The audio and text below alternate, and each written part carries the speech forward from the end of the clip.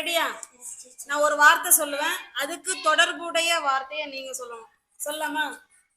பள்ளிக்கூடம். சேர். சத்தமா சொல்லுங்க. சேர். சேர்.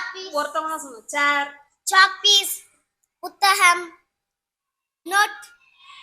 பென்சில். பேனா. இரேசர். ஷார்ப்னர். கூட்டத்துல இவங்கள போர்டு. போர்டு. பெஞ்ச். மாணவர்கள்.